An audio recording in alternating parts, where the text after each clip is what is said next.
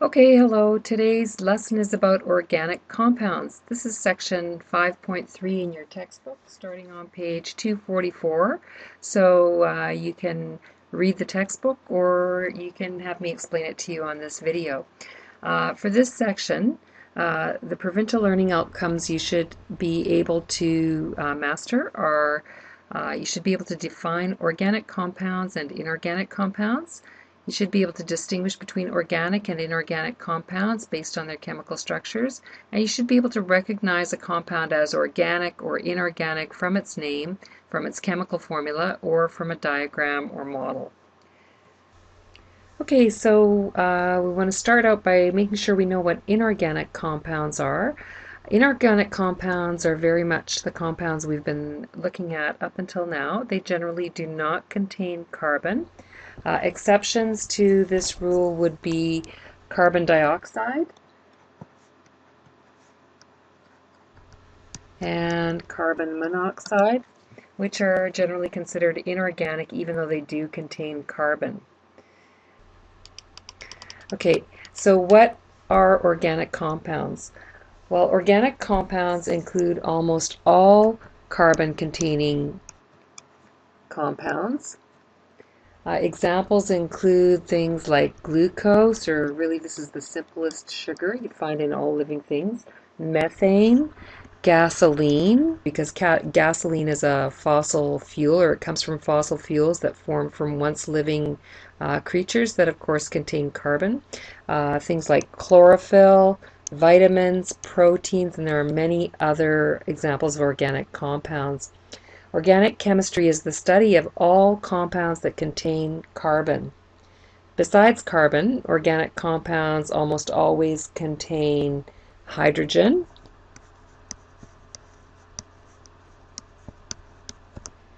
and often other elements near carbon on the periodic table, especially nitrogen, oxygen, sulfur, phosphorus, and the halogens. Carbon can even bond with itself with either single, double, or even triple bonds. So you get something like this, or you might get a double bond, or you might get a triple bond even between carbons. Okay. So what is the significance of organic compounds? Well, organic compounds that can, of course, contain carbon are very, very stable compounds. They don't react that easily. They're found in many living things, and you would need stability in living things. Carbon compounds have a variety of shapes and can be very large and varied. This means that there is a huge variety of different kinds of compounds you can build that are organic compounds. And this is necessary again in living things. There are also man-made organic compounds, and they're being used for things like medicines, foods, and in new building materials. And these would be compounds that haven't previously existed in nature, but can be built, synthesized, really created by man for specific purposes. You should try sketching some organic compounds. The compounds on page 245 in the activity called Sketching Organic Compounds, and we can do that in class.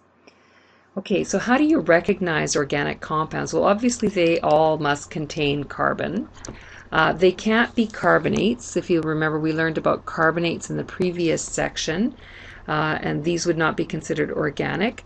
They can't be carbides, so you can see where the carbon is in each of these. And of course, they can't be oxides like carbon monoxide and carbon dioxide. Hydrogen is not written first in the formula. If you see hydrogen written first in the formula, it would not be an organic compound. So following these rules, in this little rectangle down here, what you want to do is figure out if the compounds shown are organic or not. So sort of like a little game, organic or not. Okay, so let's take a look at the first one, FeCl2. There is no carbon in this one at all, so that one would have to not be organic. Second one, calcium carbonate, CaCO3. Well, this one is a carbonate, and if you look at the rule up here, it tells you that carbonates are not considered organic. Third one over, CO. If you look again at this rule, you'll see that CO is actually an oxide, not organic. Fourth one, CH4. This one looks more promising. It has carbon, and it also has some hydrogen, which we could expect to find in organic compounds. It's not a carbonate, a carbide, or an oxide, and hydrogen is not written first, so here's one. We found one that is organic. Next one over, K2HC6H5O7. Okay, well, it's not a carbonate, not a carbide, not an oxide. It does contain carbon, and hydrogen is not written first in the formula. Looks like there's another one that's organic. Okay, take a look at the next one and think this one through for a minute. You can pause the video if you need to. Okay, this one is organic. It has carbon, hydrogen, nitrogen, and oxygen. This is a typical organic looking compound. Don't worry about the fact that there are a lot of atoms of each kind. This is true to a lot of organic compounds. You have very large molecules. Okay, so this one is definitely organic. Bottom row, SiC. This one looks like it's a carbide, so that one's out. The one beside it, carbon dioxide, is an oxide, so that one's out. And the next one beside it, C6H5COOH, might look kind of familiar. Okay, this one has got carbon. It doesn't have hydrogen written first, and it contains some of the other things you'd expect to find in an organic compound. It's got oxygen, a little bit more hydrogen. It seems to fit all the requirements for being organic, so it is organic. Now the next one beside it should be kind of easy. No carbon, can't be organic. And the next one beside it should be kind of easy too. No carbon. Okay, and the very last one, even though the formula looks kind of funny, it's got carbon, hydrogen, and oxygen. Hydrogen is not written first. It's not a carbonate, not a carbide, or an oxide. Definitely organic. This is an organic alcohol, or an alcohol.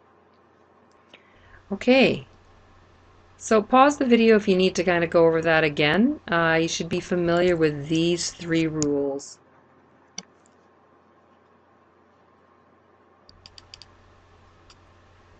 Hydrocarbons. Okay, hydrocarbons. Hydrocarbons contain only the elements carbon and hydrogen. That's simple. Makes sense. That's why they're called hydrocarbons. All of them are flammable and can be used as fuels, and maybe you've been using some of these and you're not even aware that you've been using them even. One is methane. CH4. This is the simplest hydrocarbon. It has one carbon bonded to 4 hydrogens. This is actually wrong. This should be a hydrogen, not an OH. Okay, these you would find in natural gas heaters. Ethane has got 2 carbons and 6 hydrogens, and again, this one should just be a hydrogen. You can change that on your sheet. Okay, just a hydrogen right here. Oh boy, that doesn't look so good. Okay, so this one is just a hydrogen over here. And so you can see the 2 carbons and the 6 hydrogens. And this is a material used in manufacturing plastic. Okay. If you take a look at the next one, propane, you probably are familiar with this. Maybe you put it in your barbecue. It's a camp fuel. Propane actually has 3 carbons. We call that a carbon backbone, and then all the rest of the spaces are filled in with hydrogen. So we should have 8 hydrogens according to the formula. So we've got